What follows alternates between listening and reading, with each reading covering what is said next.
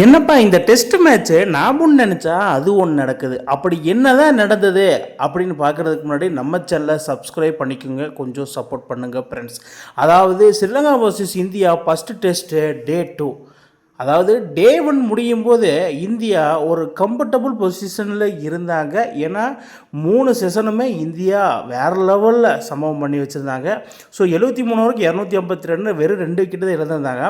So day 2 ஆரம்பிக்கலாம். இன்றைக்கி morning பார்த்தா ஸ்டார்டிங்கிலேயே ஃபுல்லாக மழையோ மழை அப்படின்னு போட்டு மழை தான் இன்றைக்கி செஷனை ஜெயித்தது அப்படிங்கிற மாதிரி ஃபுல் கிரெடிட் கொடுத்துடலாம்.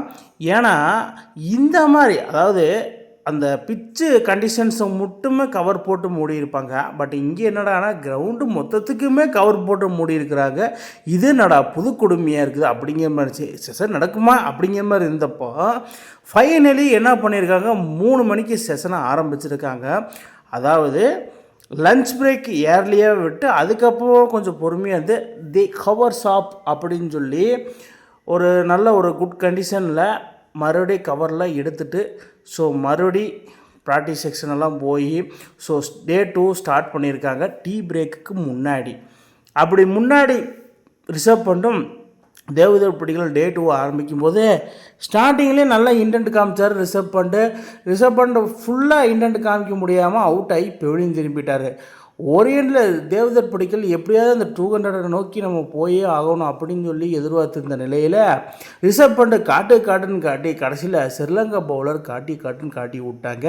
ஸோ அதுக்கப்புறமா தேவதர் படி அவரோட 150 போடுறாப்புல.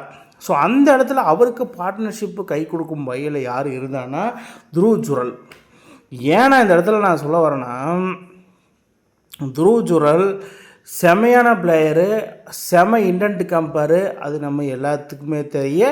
அடடா இதுக்கு முன்னாடி திருச்சூருக்கு ஒரு சொல்ல மறந்துட்டேன். கேஎல் ராகுல் நேற்று ரிட்டையர்ட் ஆனார்ல, அவர் பார்த்திங்கன்னா இன்றைக்கி ரிசர்வ் பண்ணிட்டு அவுட் ஆனோடனே உள்ளே இறங்கியிருக்காப்புல. பட் பெருசாக ஒன்றும் இல்லை. நேற்று 27 ரன்னில் இருந்தாப்புல, இன்றைக்கி 82 ரன்னில் அவுட் ஆகி பெவிலியன் திருப்பிட்டார். ஸோ இதுலேருந்து நான் என்ன சொல்ல வரேன்னா, கேஎல் ராகுல் எந்த ஒரு ஆசிய கண்ட்ரி ஆகட்டும் சேனா கண்ட்ரி ஆகட்டும் எங்கே போனாலும் ஃபஸ்ட்டு ஒரு செஞ்சுரி போட, அது இந்த தடவை மிஸ் ஆகிருக்கு. ஸோ டே 2 டீ பிரேக் விட்டு ஆகணும் இல்லையா, அந்த டீ பிரேக்கில் பார்த்திங்கன்னா இந்தியா செமையான டாமினேட் பொசிஷனில் இருந்திருக்காங்க. 94 ஓவருக்கு 364 ரன்களில் 5 விக்கெட் இழப்புக்கு அடிச்சிருக்கிறாங்க. அதில் தேவதர் அடிக்கல் பார்த்திங்கன்னா 167 ரன்னு 230 பாலுக்கும், கேஎல் ராகுல் 175 பாலுங்க 82 ரன்னும், பிரபாத் ஜெயசூர்யா அவர் 2 விக்கெட்டு எடுத்திருக்காரு 91 ரன்னை கொடுத்து. ஸோ இது இந்தியாவுக்கு டாமினன்ட் லெவல் அண்டு கம்ஃபர்டபுள்னு கூட. ஸோ இதன் மூலிமா என்ன சொல்ல வரேன்னா, இது எப்படியாவது ஒரு 450 கடந்துட்டாங்கன்னா இந்தியா வேறு லெவல் டாமினேஷனாக இருப்பாங்க. ஸ்ரீலங்கா சொந்த மண்ணில் போட்டு எரிஞ்சிடலாம் அப்படிங்கிற மாதிரி தான் ஒரு ஸ்கோர் செட் பண்ணேன். ஏன்னா இன்னும் 5 விக்கெட்டு கையில் இருக்குது. ஸோ அதுக்கப்புறமா என்னவெல்லாம் நடந்ததுன்னு பின்னாடி நம்ம பார்க்கலாம். ஆனால் அதில் தான் ஒரு ட்விஸ்ட்டு. தேவதர் படிக்கல் 162 ரன் அடிச்சிருக்கும் போது எப்படியாவது அந்த 200 நோக்கி போயிடுவாப்புல, டபுள் செஞ்சுரி கிடைக்குன்னு எதிர்பார்த்த நிலையில் நான் இறங்கி தான் ஆடுவேன் அப்படிங்கிற மாதிரி ஒரு பாலை இறங்கி தலைவர் ஸ்டெம்பிட் அவுட் ஆகிட்டாப்புல. இது என்னடா, ஒரு எல்பிடபிள்யூ கிடையாது, ஒரு போல்ட் அவுட்டு கிடையாது, ஒரு கேட்சு கிடையாது, ஒரு ரன் அவுட் இல்லை, தலைவர் இறங்கி ஸ்டெம்பிட்டில் அவுட் ஆகிருக்காப்புல. அதுதான் இங்கே குரூசியல். ஸோ தேவதர் படிக்கலோட ஸ்கோர் போர்டு எண்டுக்கு வருது. ஸோ அதுக்கப்புறமா ஒருத்தர் அடித்தே ஆகணும்ல, துருவ் ஜுரல் இந்த இடத்துல அதாவது எல்லோரும் அவங்களோட பொறுப்புகளை ஏற்ற மாதிரி ஆடிட்டு போயிட்டாங்க. பட் சுப்மன் கில்லை தவிர. ஆனால் எல்லோரும் 30+ அடிக்கும்போது ரிசர்வ் பண்ணிட்டுக்கு அப்புறமா கீப்பரில் என்னை நம்பிக்கை வச்ச பிசிசிஐக்கு நான் அடித்தே ஆகணும். துருவ் ஜுரல் நல்லா அடிச்சுட்டு இருக்கும்போது மேன் சுதர், அதாவது பின்னாடி ரவீந்திர பெருசாக கான்ட்ரிபியூட்டில் வெறும் 10 ரன்னில் அவுட் ஆகி போய் திரும்பிட்டார்.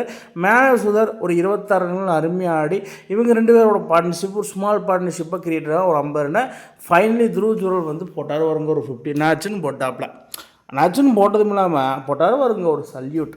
Trademark salute and celebration Dhruv Jurel.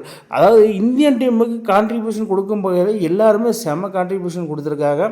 So டெய்லண்டரில் வச்சு ஒன்றுமே பண்ண முடியாது.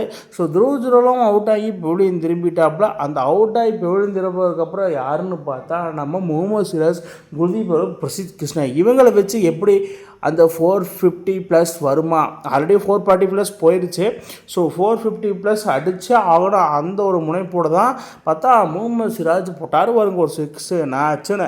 ஸோ ஃபைனலி என்னென்னா எல்லாரும் விட்டு தட்டு கட்டுன்னு அடித்து 111 ஓவர்ஸுக்கு 466 ரன்னு 9 விக்கெட் இழந்திருக்கிறாங்க.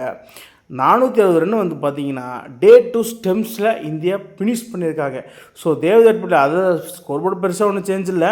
பட் பிரபஸ் ஜெயசூர்யா வந்து பார்த்தீங்கன்னா 150 ரன்னை கொடுத்து 4 விக்கெட்டை எடுத்திருக்காப்புல, வேறு லெவல். ஸோ இந்தியா இந்த மாதிரி பர்ஃபார்மன்ஸ் கொடுப்பான்னு யாரெல்லாம் எதிர்பார்த்தீங்க? நாளைக்கு டிக்ளேர் பண்ணுவாங்களா பண்ண மாட்டாங்களா கொஞ்சம் பொறுத்து வந்து பார்க்கலாம். மேபி ஆட விடலாம். ஸோ தேவதட் படிக்கல் டபுள் செஞ்சுரியை மிஸ் பண்ணதை நீங்கள் எப்படி பார்க்குறீங்கன்னு கீழே கமெண்ட் பாக்ஸில் கமெண்ட் பண்ணுங்கள் மக்களே. இந்த மாதிரி இன்ட்ரெஸ்டிங் கிரிக்கெட் வீடியோவை தெரிஞ்சுக்க நம்ம சேனலை சப்ஸ்கிரைப் பண்ணுங்கள், லைக் அண்ட் கமெண்ட் பண்ணுங்கள். மேலும் மேலும் உங்களுக்கு வீடியோ வந்துகிட்டே இருக்கும்.